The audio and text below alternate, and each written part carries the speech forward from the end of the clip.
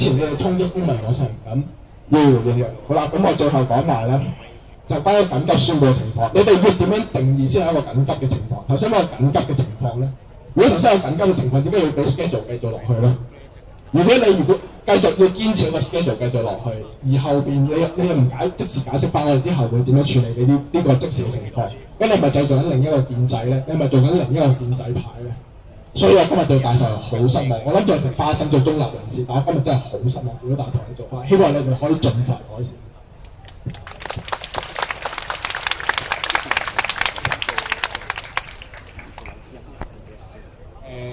啱啱有幾位，因為啱啱嗰位朋友都有幾個問題係，即係可能對於我哋有啲疑問或者有啲質疑，咁可能我哋5個朋友回應，一概回應一次。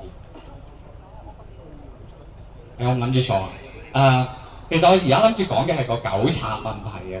咁個糾察問題咧，我諗大家都應該唔陌生㗎啦。應該最近喺 Facebook 都不斷見到有好多新聞係圍繞住所謂嘅佔中糾察隊。講緊嘅係啲乜嘢咧？就係見到有片嘅 YouTube 有得睇嘅，就係有啲糾察隊係阻止市民去呢個金鐘裏面係同其他市民講即係呼籲其他市民去支援一啲嘅突發嘅一啲嘅衝突事件，或者升級嘅行動，甚至更有一啲懷疑自稱係糾察或者係佔中義工嘅人，去拆咗一啲由網民自己發起嘅一個公民講台嘅，而成段片喺 YouTube 都有得睇嘅。咁點解今日咁多市民走出嚟舉晒牌咁話要解散糾察啦？係因為糾察呢一樣嘢嘅存在已經係衍生咗更多嘅問題。第一個問題就係糾察可能會自行 screen 咗市民嘅聲音啦，即係佢幫你諗定先你自己唔識諗㗎，我幫你諗定呢啲你唔啱聽嘅，呢啲咧你聽先啱㗎啦。立法會你唔好去啦，你唔應該去嘅。但係由幾時開始係即係佔領嘅市民係要由嗰啲咁嘅糾察去幫你決定嘅咧？可唔可以唔好再侮辱佔領區市民嘅智慧啊？究竟係升級支援定係要去行動？應該交翻俾市民自己去決定㗎嘛？點解你而家幫我決定啊？咁你同共產黨幫你決定，你一定選唔啱嘅咧，但係稍間選咗長毛出嚟啊！我幫你揀定3個，究竟有咩分別啊？即係我唔明白。所以我頭先用咗1個幾鐘喺台下，就同阿周永康同埋岑敖暉同埋仲有學民思潮嘅黎文昂去傾點解唔可以解散糾察啦。咁佢同我講嘅理由係咩咧？因為金鐘區可能會有好多混亂，夜晚可能有藍絲打人啊、搞震等等，所以需要由糾察呢一紮佢話有5個人啊輪姦咁樣去保護市民啦。但係我覺得一樣好出奇嘅就係，咁係咪你手上嗰條糾察帶唔見咗，你就唔會去保護市民嘅咧？即係你出嚟保護市民嘅目的係想要手頭上嗰條糾察帶咩？即係如果你咁為呢度佔領區嘅市民着想，捱更抵夜輪姦24小時守護嘅時候，我搣咗你條帶，你都係守護㗎。可唔可以解釋下咧？另外就係啦，你話之前喺度話立法會衝擊嗰啲市民唔負責任走咗，喂咁我而家叫你糾察隊出嚟解釋，你都唔解釋，咁你又係咪叫負責任先？講得好，講得好。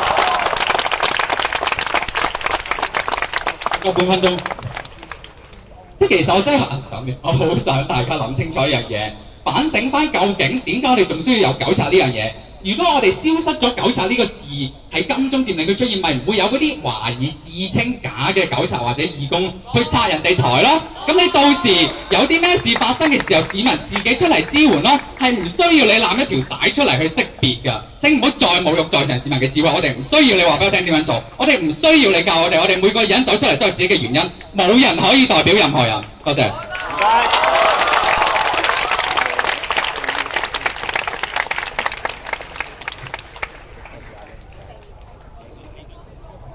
大家好，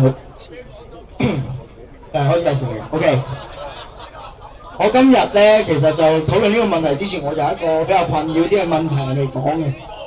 我出門口嘅時候我就好困擾，咁我應該出左腳先定出右腳先咧咁樣？其實學聯啊、三似啊，其實一個問題啫嘛，就係離地。有啲複雜嘅問題好容易解決啫嘛。糾察隊嘅問題。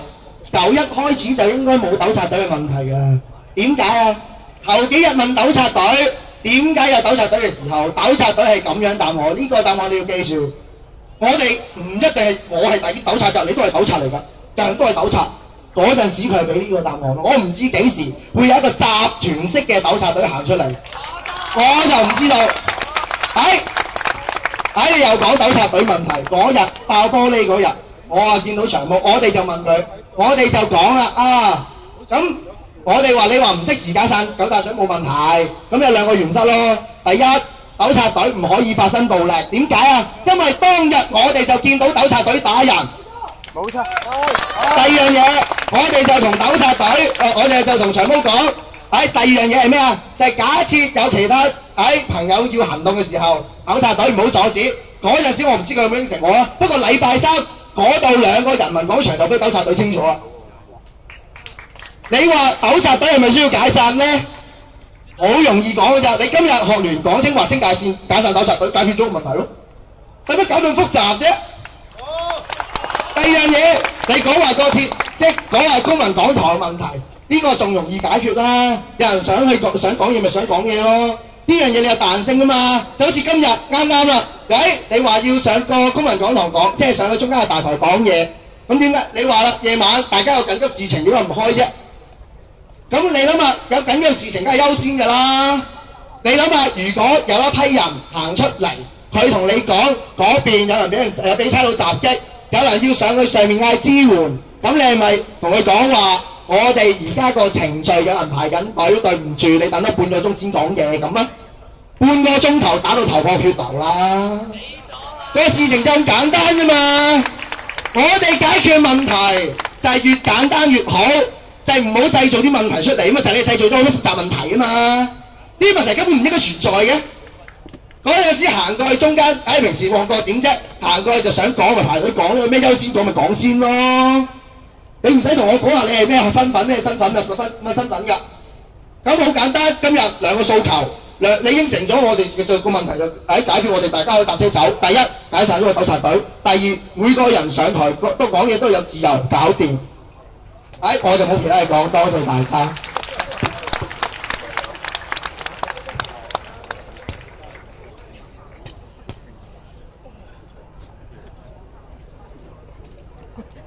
咁即係大家即係對於糾察有咁多問題啦。咁我哋會問就係所有運動嘅大部分嘅時候，其實佢都有糾察。咁究竟糾察嘅存在意義係啲咩？如果大家開始即係佢界定糾察嘅時候，大家都會理解糾察其實係希望去做協調嘅，即係幫運動參與者去參與成個運動啦。佢哋背後每一個人佢都有佢哋嘅原則，有運動倫理。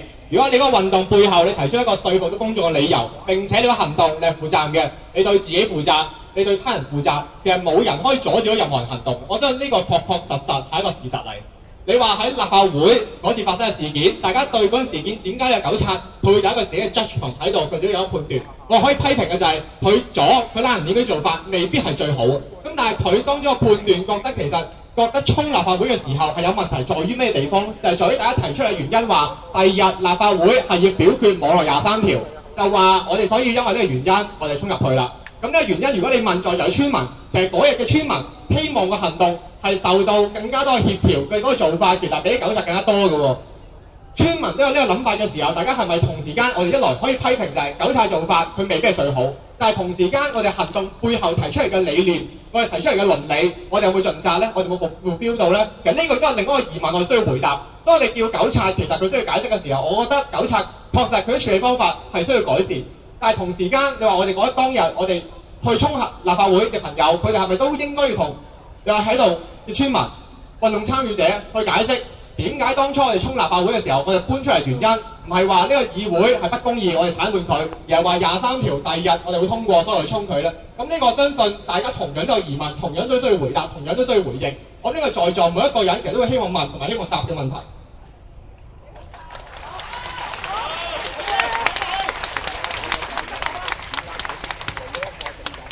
回應少少啦。第一個問題就係話大台係咩人負責？咁基本上咧，大台會有學聯啦、學民啦、佔中、泛民同埋有啲嘅民間團體。好多人會網上面咧都會有一個講法，就係話有可能係佔中或者係泛民咧係去騎劫咗學界。咁我喺度係想講就係話近呢兩日咧，其實大台嘅司儀咧，或者近呢一個禮拜都必定會有學界嘅代表喺度。以及今晚嘅司儀，直情係一個係學民思潮嘅成員，一個係學聯嘅常委，所以你話泛民去騎劫咗學界呢樣嘢係從來冇發生過。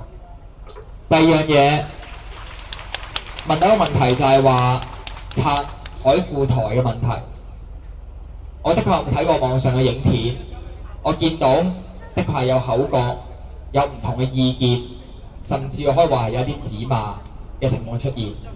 咁但係我會唔明白就係話點解睇完嗰段影片之後就一口咬定去指罵或者話要拆台嗰啲人就係糾察呢？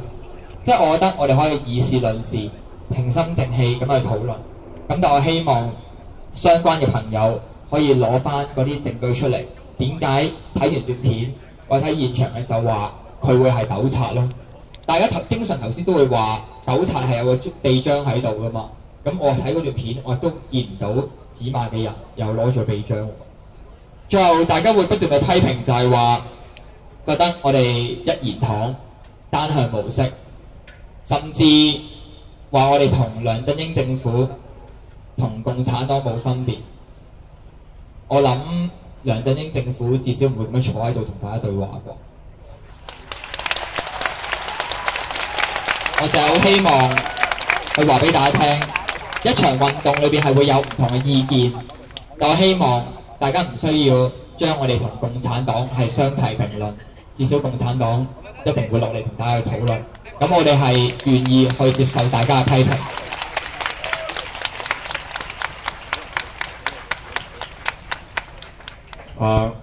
我嘗試俾翻一啲嘅資料啦。我係